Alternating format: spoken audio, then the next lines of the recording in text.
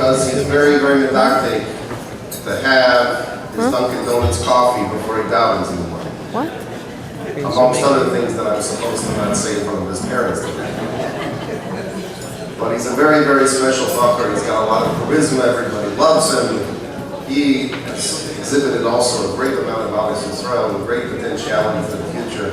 That YItzy, please come make your student of this. No way, Terry. She's like... Thank you, Mr. Bedell. Firstly, on behalf of my fellow students and myself, I'd like to take a few moments to extend our gratitude to very special individuals who have made this year a great success. First and foremost, Rabbi Frankfurter.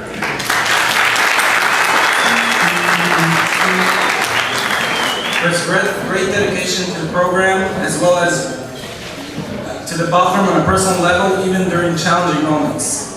The Eibusher should help him continue his shlichus, and he should go mechayel l'chayel from strength to strength, and he should be extremely successful in the smicha program. I must add his wife, Louisa,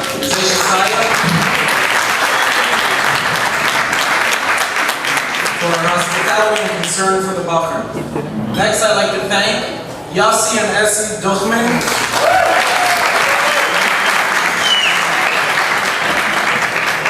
for their warmth, support, and constant devotion to the Bachram. Thank you for always being there for us. I would like to thank my fellow Bachram for making sure this year was a great success, making sure it always worked out together. Thank you guys. And last but not least, my parents for their constant support and encouragement this year and always.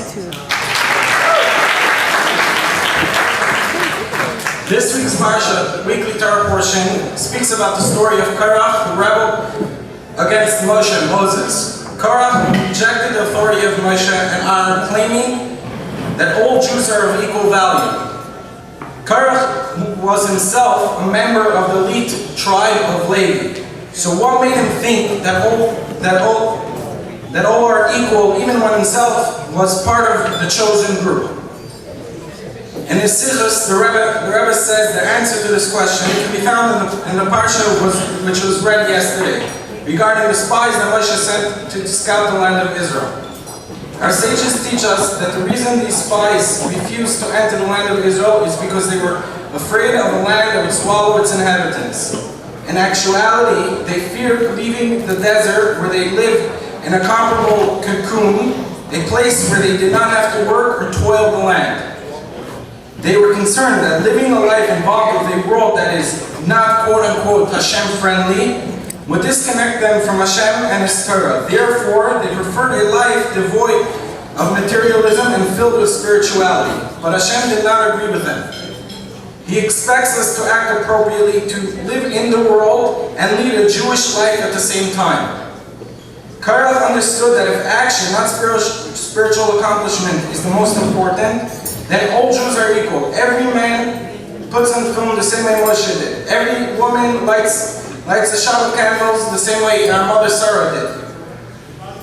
And here lies Korach's mistake. Hashem doesn't want just the action. He wants us to incorporate action with spiritual refinement. The concept of halacha, law, embodies this perfect balance. On one hand, as Torah students, we spend much time in our own spiritual development. On the other hand, the study of halacha, law, is the most practical aspect of Torah. It teaches us how to behave in every facet of life down to the kitchen. Now, on the day of our graduation of Smicha, in this week of Parshas Korach, we realize the significance of proper balance. Yes, Smicha relates to the laws involved with worldly things, but those laws need to be performed in a spiritual manner. Mazel tov and thank you.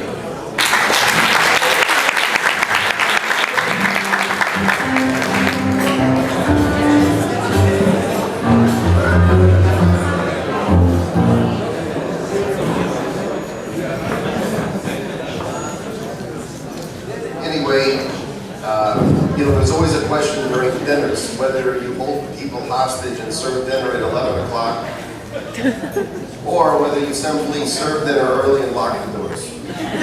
So we've decided the latter approach, and I hope nobody holds that against us. This was not with Rabbi Frankfurter's permission, but we decided to do it anyway, so that everybody should be able to start eating immediately. And the students have requested something very special, but before they do, somebody reminded me of a very special story. Since we're speaking about France and Australia tonight, already we're all over the